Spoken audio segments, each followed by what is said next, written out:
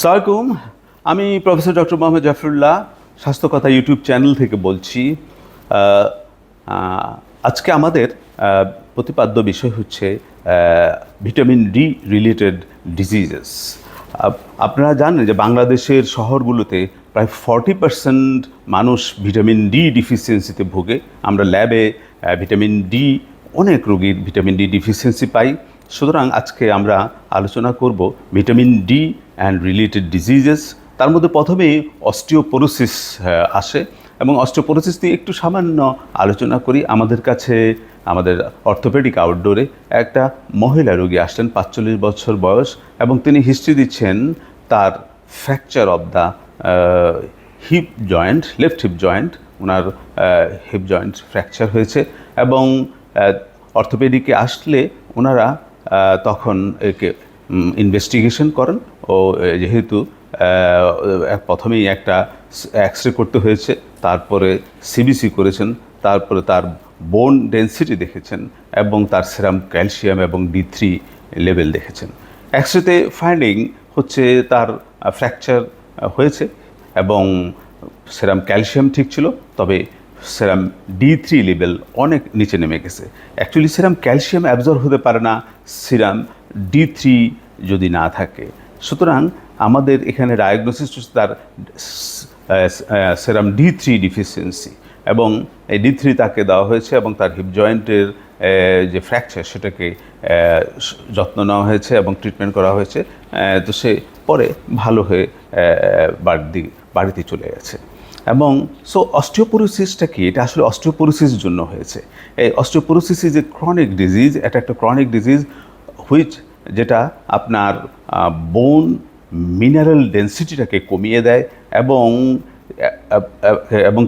এটা কিন্তু আমরা এটাকে প্রিভেন্ট করতে পারি বাই লাইফস্টাইল চেঞ্জ। অর্থাৎ আমরা যদি কাদের হয়, শহরের মানুষের বেশি হয় যারা সিডেন্টারি, অর্থাৎ বসে বসে থাকেন, কিন্তু গ্রামের মানুষের হয় না, তারা রৌদ্রে যান।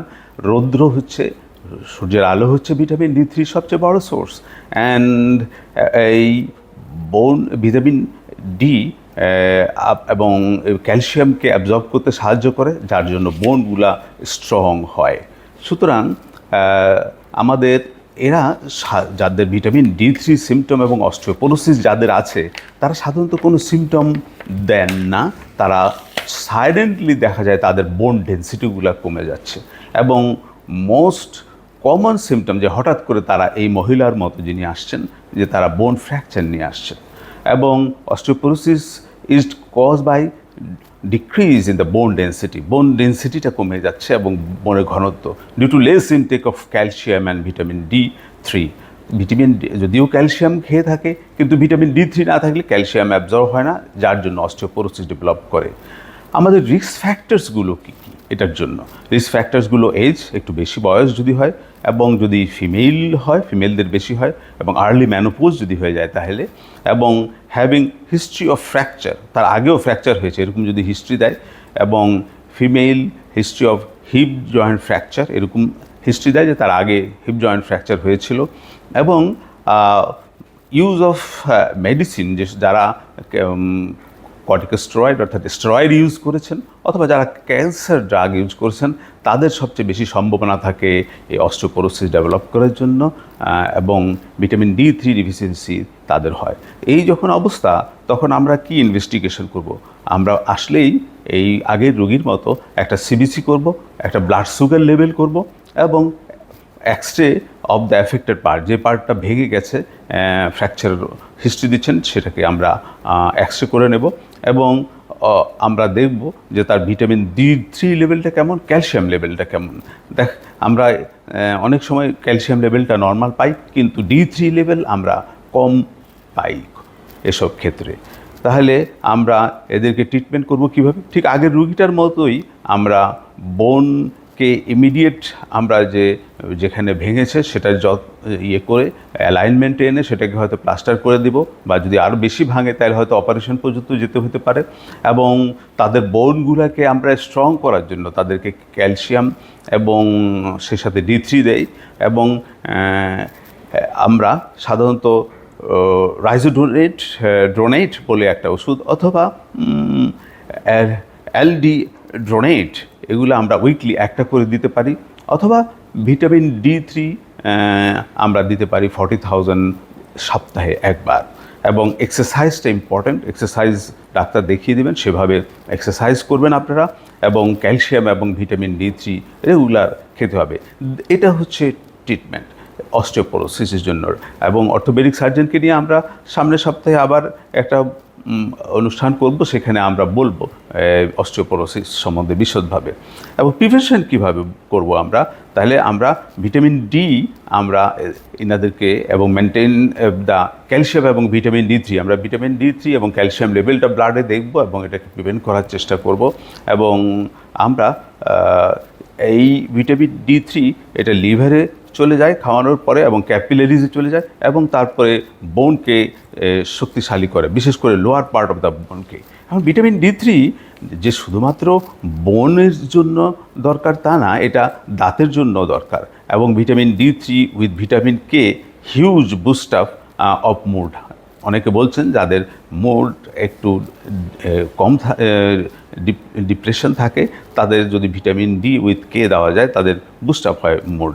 এবং ভিটামিন D3 দিলে তাদের ইনক্রিজ অফ টেস্টোস্টেরন এবং সেমেন কোয়ালিটিও বেড়ে যায় এবং তাদের মহিলাদের এস্ট্রোজেন অলসো বেড়ে যায় এবং আর্টিরিওলসের টোনগুলো ঠিক থাকে, যার জন্য অ্যাথেরোস্ক্লেরোসিস হতে পারে না। সুতরাং ভিটামিন D3-র অনেক কাজ। এবং ভিটামিন D3 ইমিউন সিস্টেমকে বুস্ট করে এবং ভিটামিন D3 কোয়ালিটি স্লিপ, আপনার ঘুমটা খুব নিশ্চিত ঘুম হবে। এবং vitamin D3 help to prevent cancer of the breast and cancer of the prostate and also needed for the strength of the মাসেলের স্ট্রেংথের জন্য দরকার। এবং ভিটামিন D3 যদি ডিফিসিয়েন্সি হয় তাহলে কি হতে পারে?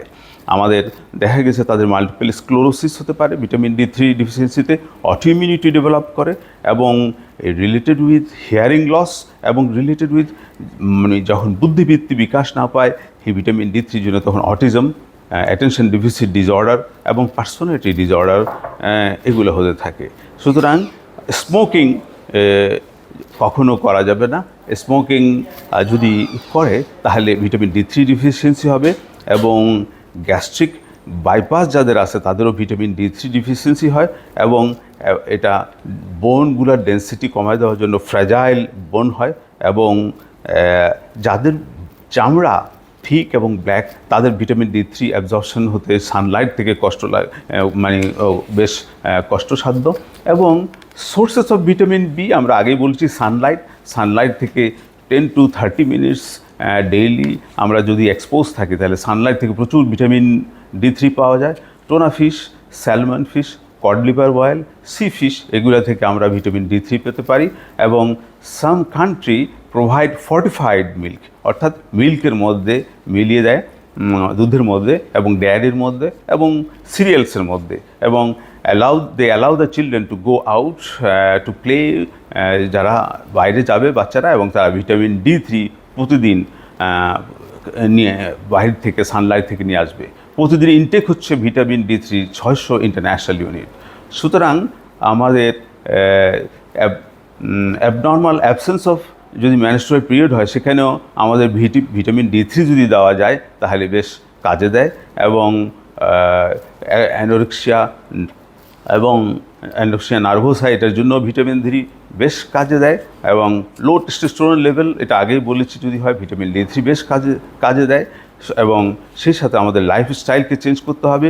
সুতরাং ভিটামিন D3 আমরা দেখছি যে অনেক কাজে লাগে। এবং ভিটামিন D3 ডিফিসিয়েন্সি হলে প্রথমে দেখা যায় সে তার হাইট লুজ করছে এবং তার শর্টনেস অফ দ্য ব্রেথ হচ্ছে এবং লো ব্যাক পেন হচ্ছে। সুতরাং এগুলো থেকে আমরা বুঝতে পারি যে ভিটামিন D3-র প্রয়োজনীয়তা অনেক। এবং আমরা চেষ্টা করব যে ভিটামিন D3 লেভেলটা দেখে তাদেরকে ভিটামিন D3 দেওয়ার জন্য, যাতে এই সমস্ত বিভিন্ন রোগ থেকে ওনারা মুক্তি পান। এই আশাবাদ ব্যক্ত করে আমি আজকে শেষ করছি। সবাইকে ধন্যবাদ। আসসালামু আলাইকুম।